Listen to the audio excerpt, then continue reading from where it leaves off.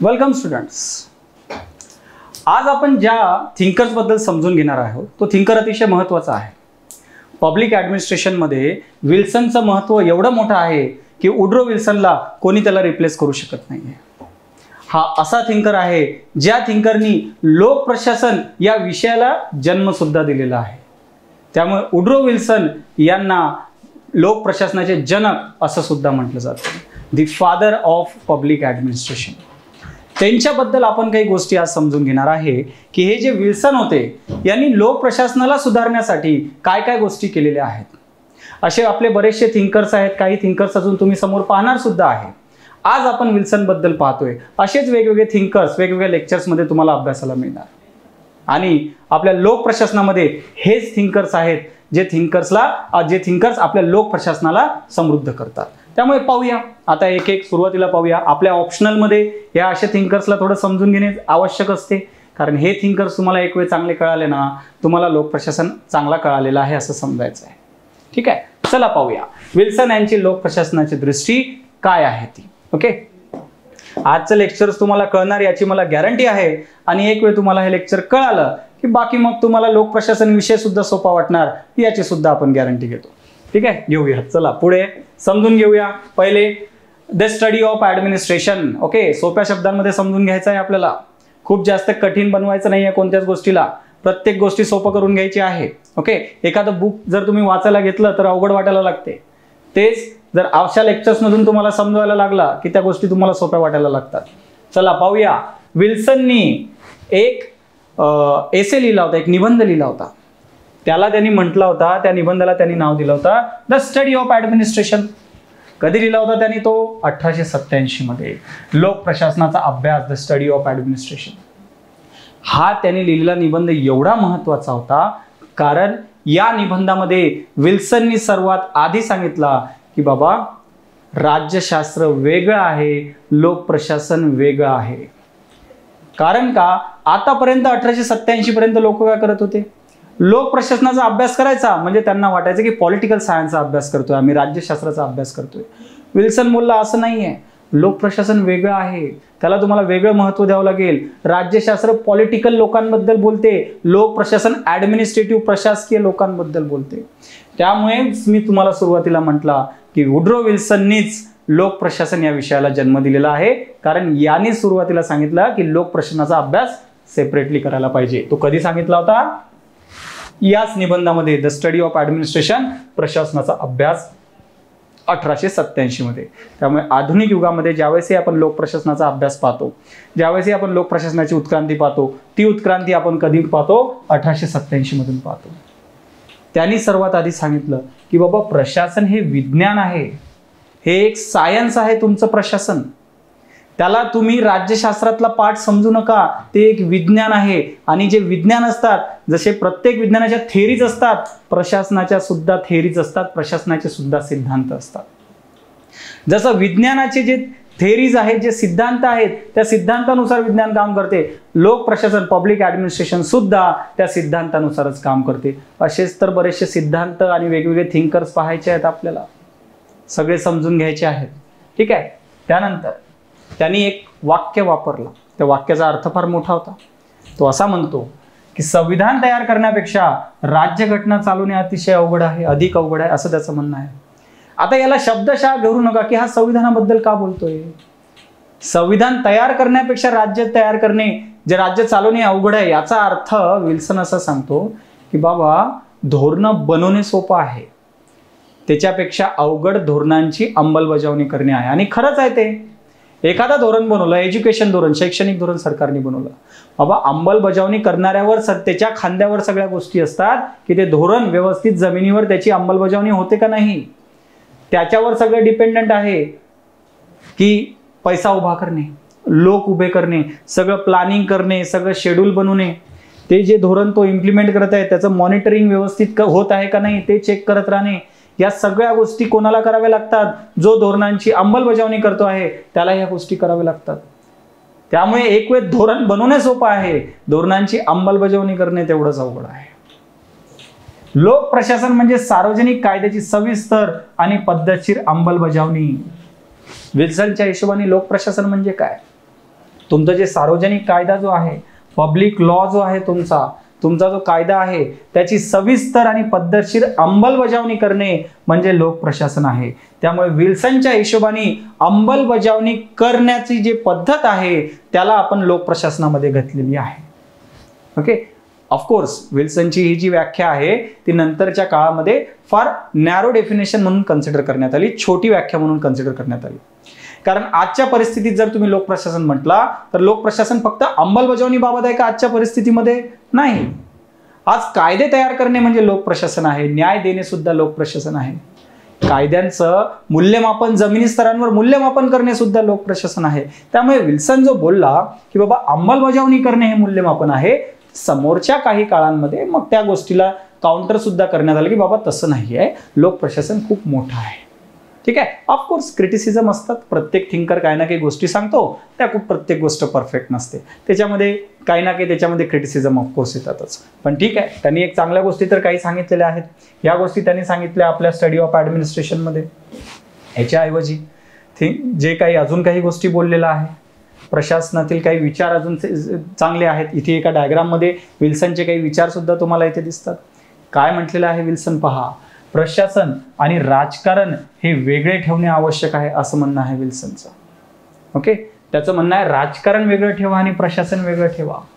Okay, आता तेच ती गोष्ट त्यांनी इथे एक्सप्लेन केलेली आहे, प्रशासन आणि राजकारण. त्याचं म्हणणं आहे की राजकारण हे वेगळं आहे कम्प्लिटली आणि प्रशासन हे कम्प्लिटली वेगळं आहे. म्हणूनच तर लोक प्रशासन हा सेपरेट विषय येतो, कारण विल्सनच्या हिशोबाने प्रशासन वेगळं आहे, राजकारण वेगळं आहे.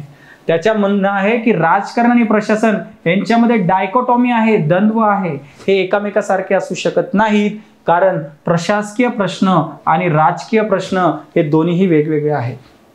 राजकीय प्रश्न हे धोरणा बनवण्याबद्दल असतात, राजकीय प्रश्न निवडणुकांबद्दल सुद्धा असू शकतात, राजकीय प्रश्न लोकांमध्ये जाऊन लोकांशी बोलण्याबद्दल सुद्धा असू शकतात, राजकीय प्रश्न सरकार टिकवण्याबद्दल सुद्धा असू शकतात. प्रशासकीय प्रश्न ते प्रश्न नाही. प्रशासकीय प्रश्न वेगळे आहेत की मालमत्तेची सोय कशी करायची, लोकांची सोय कशी करायची, नियम व्यवस्थित कसे बनवायचे, ते कसे पाळायचे, कायद्यांची अंमलबजावणी कशी करायची आहे, जो कायद्यामध्ये जे ऑब्जेक्टिव्ह दिलेला आहे तो ग्राउंड लेवलवर कसा अचीव करायचा आहे, खर्च कसा कमी करायचा आहे, लोकांना ट्रेनिंग कशी द्यायची आहे, हे गोष्टी असतात प्रशासकीय प्रश्न. त्यामुळे विल्सनच्या हिशोबाने प्रशासकीय प्रश्न वेगळे आणि राजकीय प्रश्न वेगळे, जे की काही प्रमाणात तुम्हाला खरं सुद्धा वाटायला लागते. हालाकी याच्यामध्ये सुद्धा तुम्ही कम्प्लिटली राजकारण आणि प्रशासन एकामेकांपासून भिन्न नाही ठेवू शकत. आजच्या परिस्थितीमध्ये तुम्ही पहा, धोरणं बनवण्यामध्ये आजच्या परिस्थितीमध्ये प्रशासकीय लोक सुद्धा आहेत, राजकारण्यांना सल्ले देणारे प्रशासकीय लोकच आहेत आजच्या परिस्थितीमध्ये. त्यामुळे कम्प्लीट पूर्णपणे तुम्ही भिन्नता नाही म्हणू शकत. जसं विल्सन कम्प्लिटली भिन्न करतो, आजच्या परिस्थितीमध्ये भिन्नता नाहीये.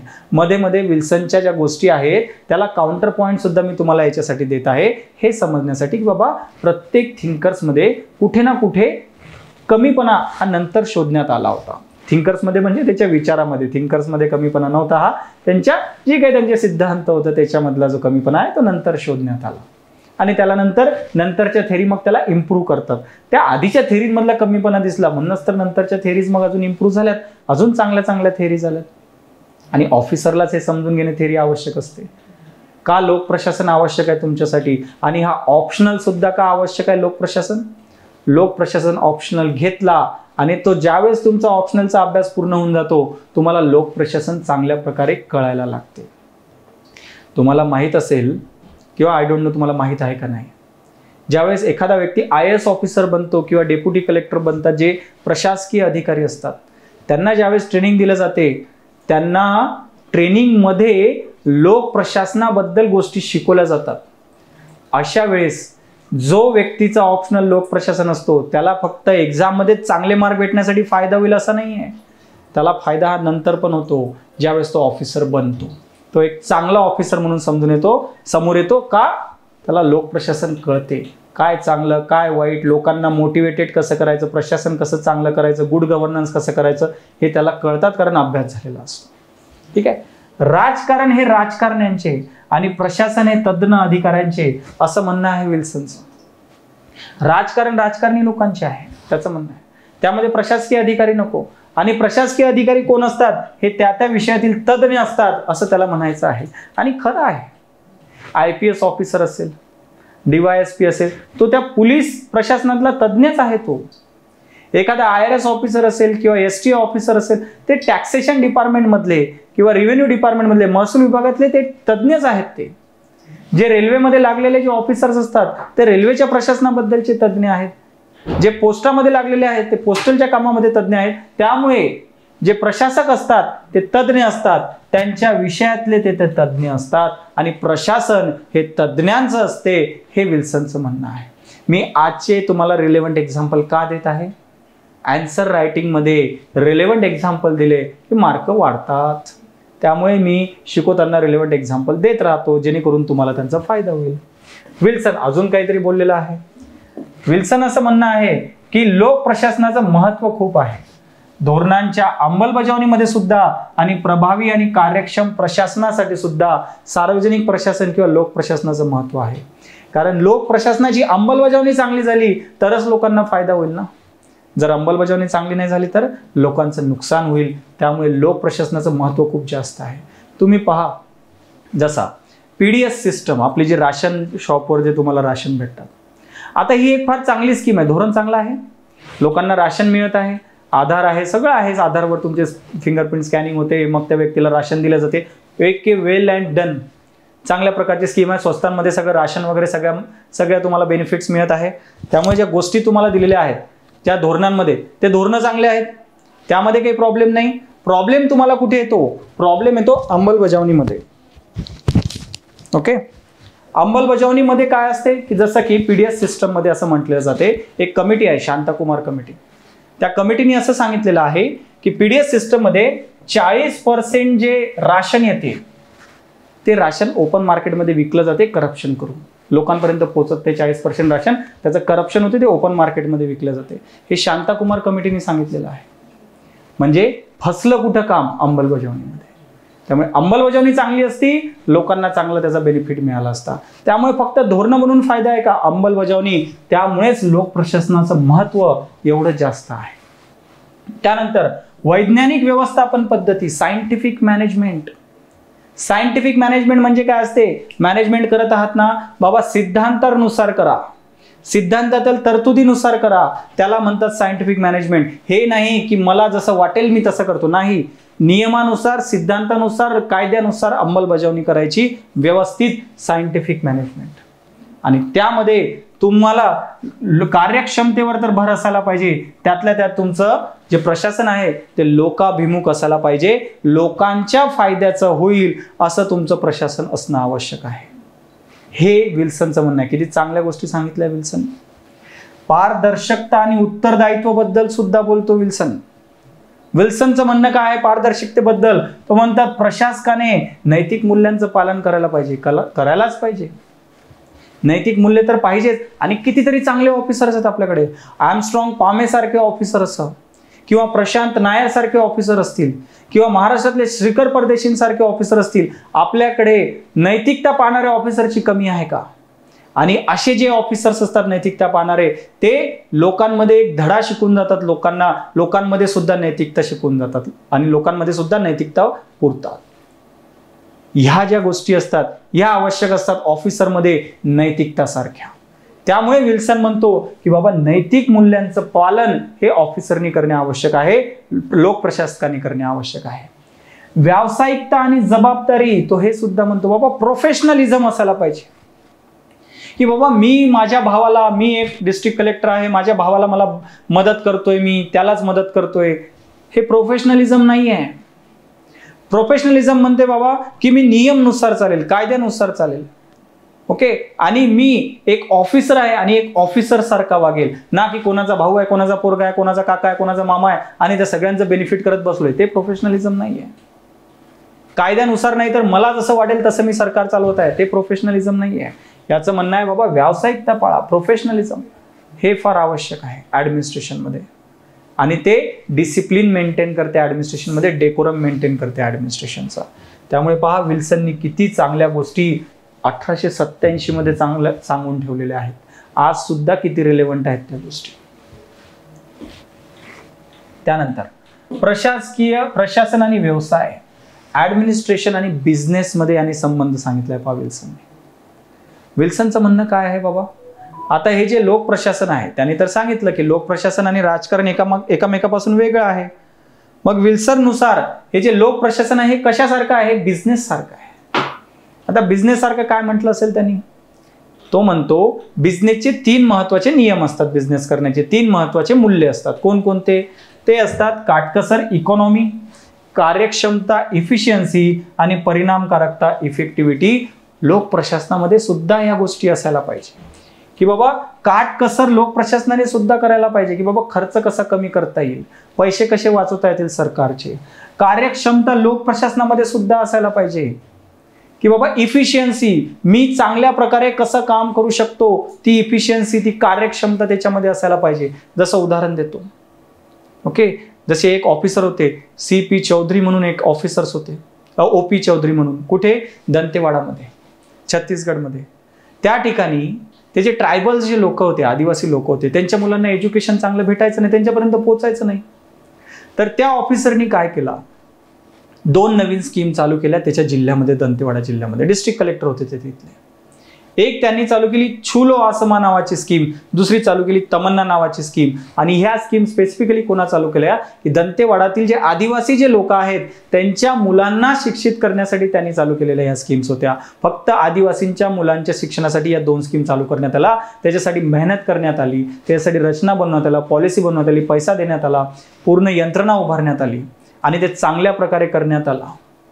यामुळे पहा नक्षलिझमचा इम्पॅक्ट पुढच्या जनरेशन पर्यंत त्यांनी पोहोचू नाही दिला. दिसली का नाही कार्यक्षमता ऑफिसरची, अशी कार्यक्षमता असायलाच पाहिजे. आणि ते बिझनेसमध्ये असते, व्यवसायामध्ये जे कार्यक्षम लोक असतात त्यांनाच ठेवल्या जाते, जे कार्यक्षम नाही त्यांना बाजूला करून देतात. त्यामुळे कार्यक्षमता आवश्यक आहे. तीच कार्यक्षमता लोक प्रशासनामध्ये सुद्धा असायला पाहिजे. परिणामकारकता असायला पाहिजे लोक प्रशासनामध्ये.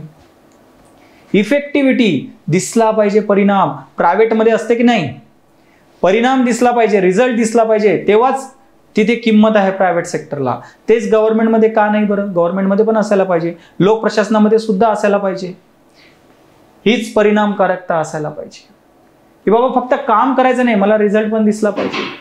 जसं याच एक्झाम्पलमध्ये, OP चौधरीच्या एक्झाम्पलमध्ये परिणामकारकता दिसली.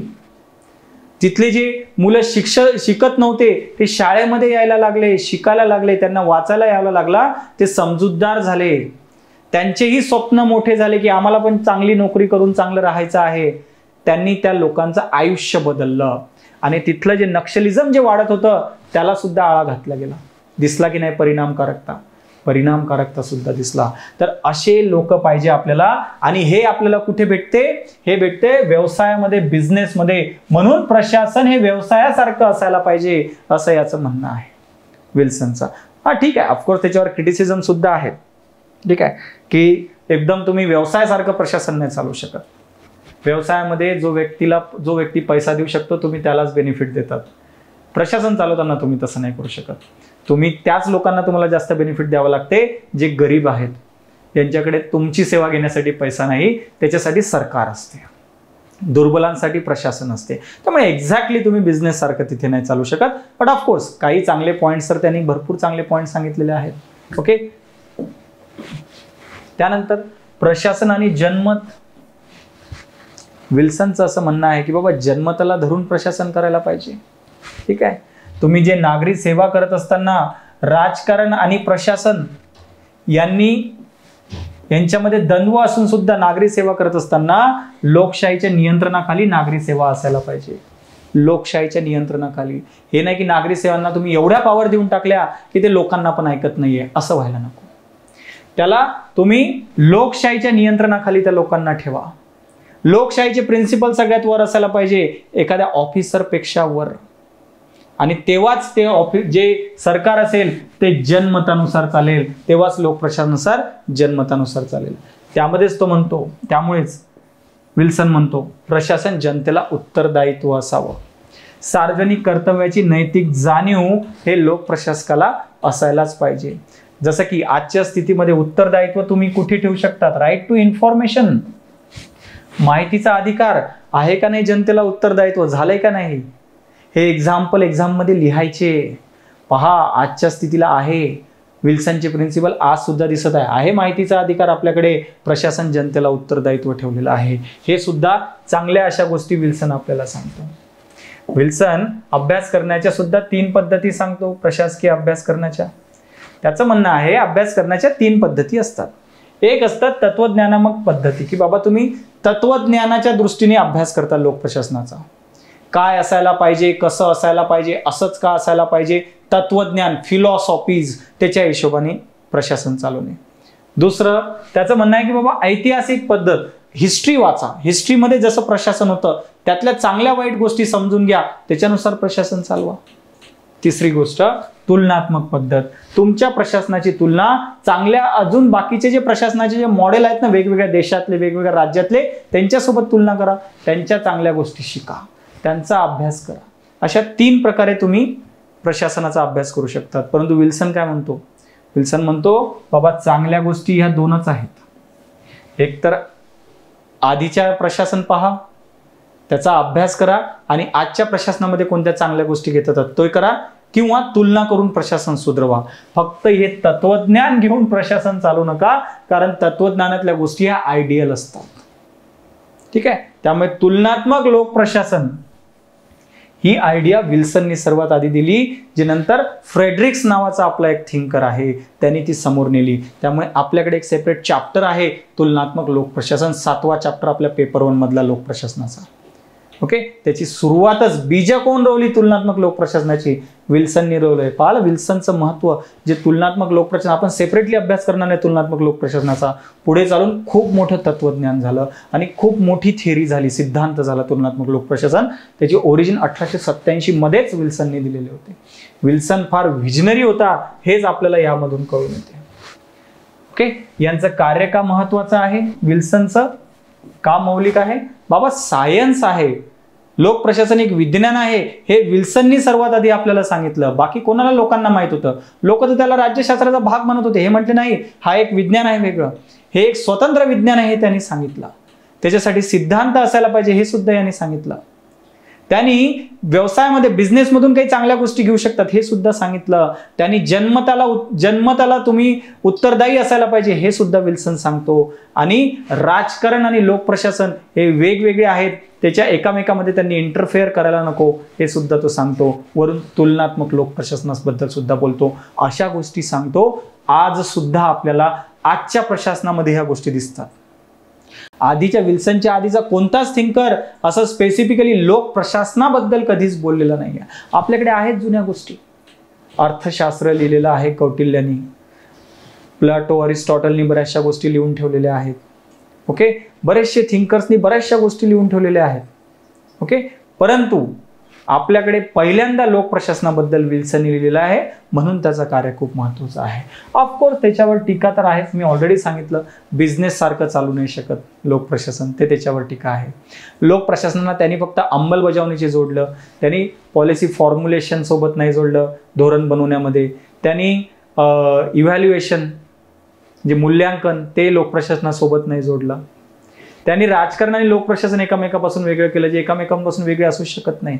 लोक प्रशासन राजकारणाच्या गायडन्सच्या अंडर चालते, त्यांच्याच पॉलिसींची अंमलबजावणी करते. राजकारण आणि लोक प्रशासन लोक सोबत काम करत असतात. हा, ही गोष्ट मान्य आहे विल्सनची, आपल्याला एकामेकामध्ये इंटरफेअर करायचं नसते, त्यांनी स्वतंत्रपणे काम करायचं आहे. परंतु एकामेकासोबत सहकार्यही करू नये हे अयोग्य आहे. त्यामुळे ऑफकोर्स विल्सनवर टीका सुद्धा. तुम्हाला कळाल्या असतात बऱ्याचशा गोष्टी, विल्सनबद्दल गोष्टी कळाल्या असतील. आजच्या या लेक्चरमधून तुम्ही खूप साऱ्या गोष्टी शिकून घेतल्या असतील आणि अशाच गोष्टी आपल्याला शिकायच्या आहेत. ठीक आहे, असेच सोप्या भाषेमध्ये आपल्याला वेगवेगळे थिंकर्स आपण समजून घेत असतो. कुठे समजून घेत असतो? आपल्या लोक प्रशासनाचा जो कोर्स आहे पब्लिक ॲडमिनिस्ट्रेशनचा, त्यामध्ये आपण ह्या गोष्टी समजून घेत असतो. आपलं पब्लिक ॲडमिनिस्ट्रेशनची ऑनलाईन आणि ऑफलाईन दोन्ही अशा बॅचेस आपल्या चालू आहेत.